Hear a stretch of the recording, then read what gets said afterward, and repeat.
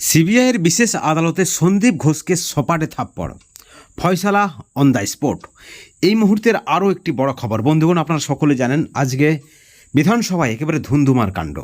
মুখ্যমন্ত্রীর পদত্যাগের দাবি, এদিকে সিবিআই গ্রেপ্তার করেছে সিবিআইয়ের দুর্নীতি দমন শাখা আরজি করের প্রাক্তন অধ্যক্ষ সন্দীপ ঘোষকে, এবং তাকে আদালতে তোলার সময় একটা বড় ঘটনা ঘটে গেল। আদালত থেকে বের হওয়ার সময় উঠোনে সন্দীপ ঘোষকে সপাটে থাপ্পড় মারে এক ব্যক্তি, এবং সেই ব্যক্তি আদৌ আইনজীবী নাকি অন্য কেউ সেটা কিন্তু পরিষ্কার নয়।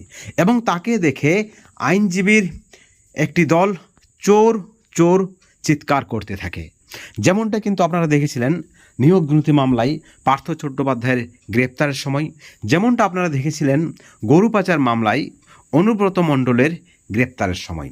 রাজ্য জুড়ে আরজি করের তীব্র প্রতিবাদ চলছে, একেবারে অভিনব প্রতিবাদ।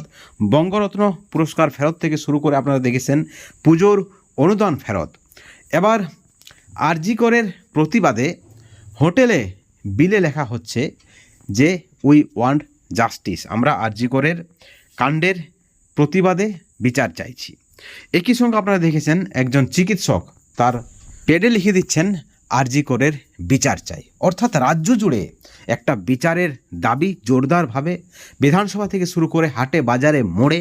ঠিক এই পরিপ্রেক্ষিতে সন্দীপ ঘোষকে সপাটে থাপ্পড় মারলেন এক ব্যক্তি সিবিআইয়ের বিশেষ আদালতে, যেমনটা কিন্তু খবর রয়েছে। আরজি কর কাণ্ডের তদন্ত করছে কেন্দ্রীয় সংস্থা সিবিআই, জুড়ে গেছে ইডি। এখন দেখার বিষয় আরজি করের আর্থিক দুর্নীতিতে আর কারা কারা জড়িত, এবং আরজি করের তরুণী চিকিৎসক ধর্ষণ এবং খুনের ঘটনায় আর কোন বড় মাথা জড়িত। ইতিমধ্যেই হাইকোর্টে ধাক্কা, একের পর এক ধাক্কা খেতে হচ্ছে রাজ্য সরকারকে।